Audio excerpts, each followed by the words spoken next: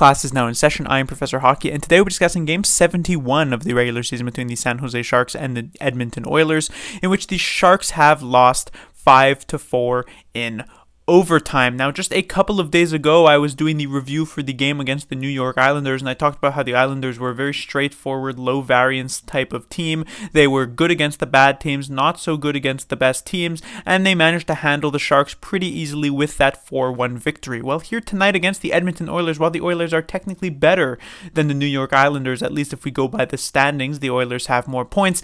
They are a much more sort of open season type of team. While they lead the league in terms of offense, literally first out of 32 teams, their goaltending and their defense do leave a lot to be desired, which meant this was going to end up being a game in which the Sharks could potentially steal a win, and steal a win they very almost did here tonight. This was a crazy back and forth game, probably the craziest game of the season for the San Jose Sharks. You take a look at the score and it kind of reminds you of the game against the Columbus Blue Jackets from a week back or so, but it was actually turned up to 11 here tonight just due to the circumstances of what happened here. So the first thing to obviously talk about is there were 4 coaches' challenges in this game, and all 4 were successful in overturning a goal. One goal from the Oilers by Zach Hyman was overturned on goaltender interference, and then 3 goals by the San Jose Sharks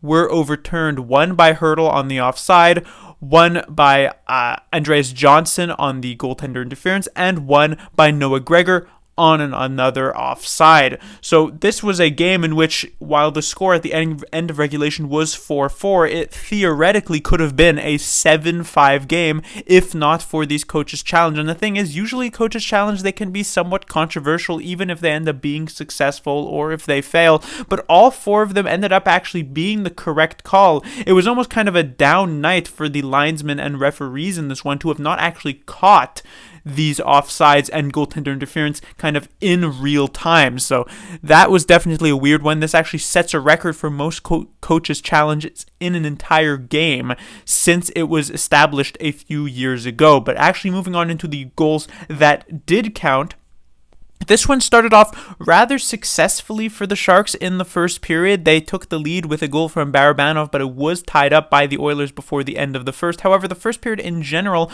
was actually played relatively solidly by San Jose, and it looked like we could technically be in line for a very interesting game, but it sort of fell apart as the time went on. The Oilers showed why they are indeed the better team, why they have the highest octane offense in the league, why they have the number 1 player in the league in terms of points in Connor McDavid, and just generally the best player. As the second and third period, the Sharks definitely started to lag behind in terms of play, but not necessarily in terms of goals. The Oilers would take the 2-1 lead. The Sharks would then tie it up with a goal from Lorentz before then taking the lead with Karlsson's 21st of the season. Ekholm would tie it up at 3, but the Sharks would then take yet another lead with Karlsson's 22nd of the season, and so they would have a 1-goal lead by the end of that middle frame. However, in the third period, like I said, the Oilers, the best offensive team in the league. If I were a betting man and had to put down money on this, I would have bet on the Oilers tying this game up. It's just, I've seen it so many times already this season, and tie it up they did indeed do. It was Ekholm's second of the game,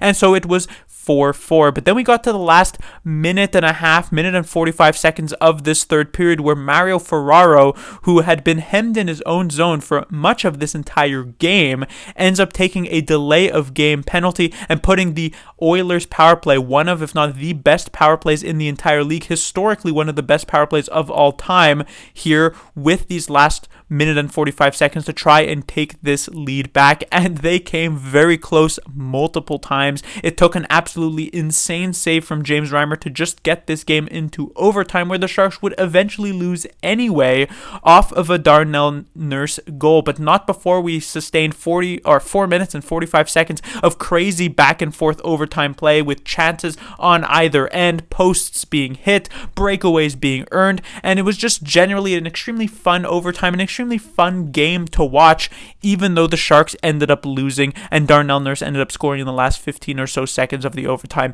to secure that victory. Having said that, if we take a look at the bottom of the standings here, while this was definitely a fun game to watch, it was yet another overtime loss for the San Jose Sharks, the third in their last 4 games. And overtime losses are kind of like doubly hurtful for San Jose at this point of the year, because not only do you get the loss and so you're not really happy at the end of the game, you don't get to have that joyful moment of being able to, have a win, you're still pretty disappointed in the locker room, but at the same time you're still getting a point, which is not good for your ultimate goals at the end of the season. So it feels doubly bad, at least if you're a fan, technically, to watch an overtime loss. So if we take a look at the standings, the Canadiens stood pat. They didn't actually play, but both the Ducks and Blackhawks have played games over these past couple of days. Both have lost in regulation, so the Ducks will stay at 56 points, the Blackhawks stay at 54 points. With the Sharks losing this game but losing it in overtime, they jump up to 53, so now only trail the Blackhawks by a single point and extend their lead above the Blue Jackets up to 4 now. The Blue Jackets, of course, with 3 games in hand, still a lot to go on the season, but it gets harder and harder for the Sharks to imagine themselves in last place by the end of this year. On to the players to talk about this top line of Barabanov, Hertl, and Martin Kaut, who joins them in place of William Eklund. This ends up being a line, or actually, I guess Eklund was on the second line, so it's in place of Johnson, who moves down. Anyway, this was the line that really gave the San Jose Sharks their fighting chance in that first period. This line was superb, and when I talk about this line, I mostly mean Hertl and Barabanov.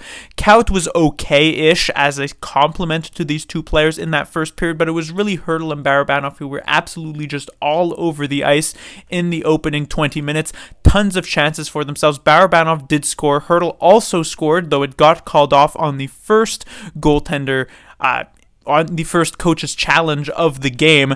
The problem was that this pressure did not really sustain itself past that first period, and so while these guys ended up still being decent in the second and third periods, it was nowhere near close to the type of effort they had in the first. I will say at the very least that Martin Kaut kind of caught up because of that in those last couple of frames, so I wasn't technically disappointed in Kaut's game. I thought he did decently well in this line, and also pretty decent on the defensive side of things, especially since this line was somewhat frequently up against the McDavid trio wherever he found himself. At a point, he was even playing with Leon Draisaitl, which is something that the Oilers don't always go with, but when they need a goal, when they need the offense, they'll go with something like that, and that's very difficult to defend against, and I thought Kaut and the rest of these players, Hertl and Barabanov, did a decent job of defending there. When it comes to the second line of Labanc, Couture, and Andreas Johnson, I thought this line was decent-ish, nothing amazing, nothing terrible either. They did manage to sort of lead to the Erik Karlsson goal, which I guess is nice. Andreas Johnson blocks a shot, then sort of has to go straight to the bench because it was a real hard shot to block, but it allows for this rush the other way where Erik Karlsson with a beautiful move to score his first of 2 goals in this game. So generally the second line, it was okay, nothing amazing though. When it comes to the third line, we have Gregor Sturm and Zetterlund jumping up from the fourth to the third line. This is because there is a new face on the fourth line who I'll get to a bit later.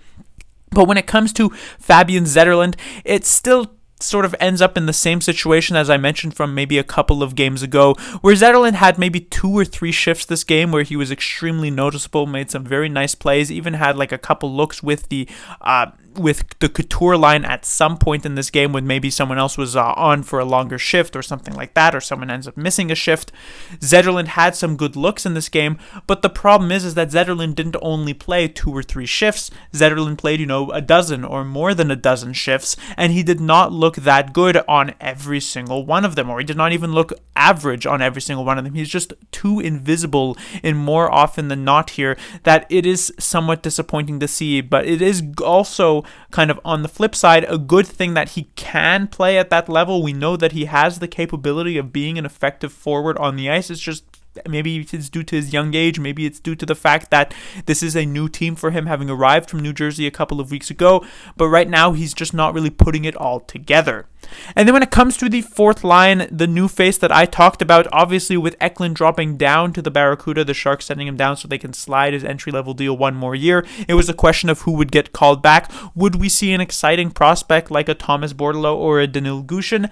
Not the case, as instead the Sharks call up Andrew Agozzino. Now, at the very least, this call-up does make sense production-wise, I would say, as Agozzino not only was the captain of the Barracuda, but led them in goals, assists, and points. Of course, this could be slightly due to the fact that Eklund did not play the last few games for the Barracuda due to being called up with the San Jose Sharks, but still, Agozzino was a very effective player for the San Jose Barracuda. Now you might be thinking, well, why is he not a top prospect for San Jose? Well, Agozzino is kind of old. He's, I believe, 30 or 31 years old, pretty much a career AHL player, so he's obviously not any sort of factor into the San Jose Sharks' future, and this is instead just a situation where the Sharks, the season is lost. They're going to reward a player who has done well in their minor leagues. And I actually thought Agozzino had a pretty solid game here, as much as you could hope for from a fourth-line player. Made a superb play/pass to Steven Lorentz on the second goal for the San Jose Sharks in this game. A very nice little deflection off of a Matt Benning stretch pass, so that was great to see. And a couple of other okay looks, got some power play time as well on the Sharks' second power play unit. And so, even though he didn't get much ice time, he looked pretty good, and the same could be said about both Lorentz and Lindblom. They were not necessarily super effective always, but they got their chances when they could. Lorentz obviously scored. We saw Lindblom come very, very close to getting a goal as well. I believe that was in the third period when Cody Ceci sweeps the puck off the goal line to prevent that one that would have made it 5-3. So they definitely got their looks in, and that's as much as you can hope for from the fourth line. When it comes to the defensive side of things, of course, was Erik Karlsson, who probably could have had multiple points this game. It's just that multiple goals were called off. He had actually had the assist on the Noah Gregor goal that would have also made this 5-3, but was called off on the offside. But he still ended up with 2 goals, his 21st and 22nd. Like I mentioned, an incredible first goal, just a beautiful move, probably the goal of the season for him for sure, and potentially the goal of the season for the San Jose Sharks as a whole. It was really just that nice. But it was also an Erik Karlsson game where, like against the New York Islanders, the defense, there were certainly some issues. And against a team like the Oilers, who are the highest scoring team in the league, where they have players like McDavid and Draisaitl who are frequently able to embarrass even the most defensive of defensemen on a nightly basis, it was not necessarily going to be an easy night for Erik Karlsson. And we saw him get abused, I guess you could say, a couple of times. The other player to mention would be Mario Ferraro, who had a disastrous game here tonight. That is for sure. He had the delay of game penalty right at the end of this one that almost put this away in regulation, which you could say is almost a good thing for the San Jose Sharks tanking-wise, but for actually playing-wise was not a good thing. And just generally, Ferraro in his zone a lot here tonight for sure.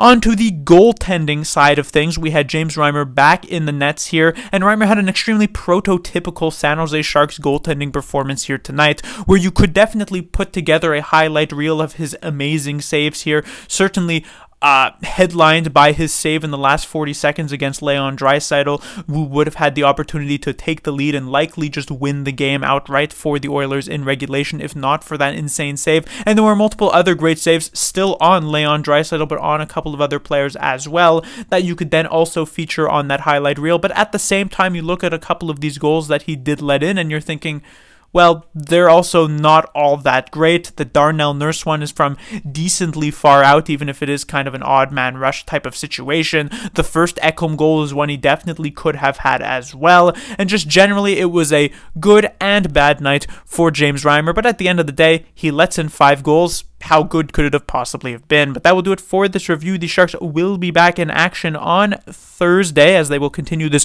Western Canada road trip. And we'll see if the San Jose Sharks, if they're going to lose games, hopefully it ends up being in regulation, you could certainly say, or at the very least try and get a win. Class dismissed.